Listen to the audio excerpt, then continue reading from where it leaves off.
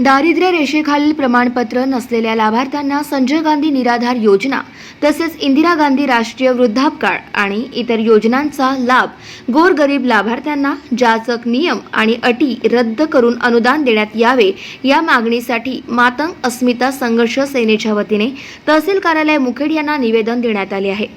गोरगरीब आणि निराधार लोकांसाठी शासनाचे अनेक योजना असल्या तरी काही जाचक अटी लागू केल्यामुळे मुखेड तालुक्यातील बरेच लाभार्थी अनुदानापासून वंचित राहिलेले आहेत। नियमाप्रमाणे या योजनेचा लाभ घेण्यासाठी 21,000 रुपये उत्पन्नाचे प्रमाणपत्र किंवा दारिद्र्य रेषेखालील नाव असणे गरजेचे आहे।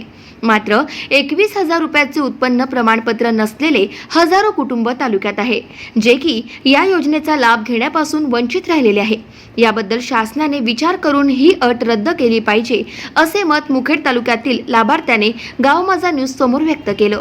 तसेच वरील काही कारणांमुळे तालुक्यातील कार्यकर्ते आणि दलाल 21,000चे उत्पन्न काढून देतो म्हणून आमिष दाखवून गोरगरीब लोकांकडून हजारो रुपयांची लूटमार करीत असल्याचे चित्र आज मुखेडमध्ये पाहायला मिळते।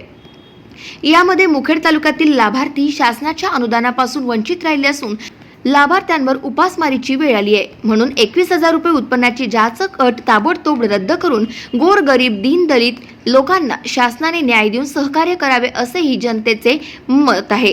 सरकारी आदेशानुसार संजय गांधी निराधार योजना असेल किंवा इंदिरा गांधी निराधार वृद्धापकाळ योजना असेल, या योजनेनुसार या ठिकाणी सर्वसामान्यांना दर महिन्याला 1,500 रुपयाचा लाभ या ठिकाणी मिळतो।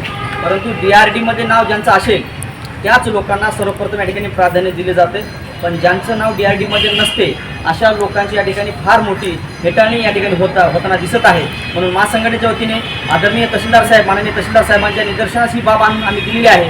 किंवा DRD नसेल तर अशा लोकांचं सुद्धा या ठिकाणी मागण्या मंजूर झाल्या पाहिजे, अशा लोकांचे प्रस्ताव सुद्धा या ठिकाणी मान्य करून यांना सुद्धा लाभ मिळाला पाहिजे। कारण ज्या लोकांकडे DRD आहे ते सर्वचे सर्व गरीब लोक आहेत असं नसते। बऱ्याच लोकांकडे आजही जे खरे गरीब आहेत अशा लोकांकडे DRD प्रमाणपत्र अजिबात नाही, म्हणून ते गरीब नाहीत असं होणार नाही।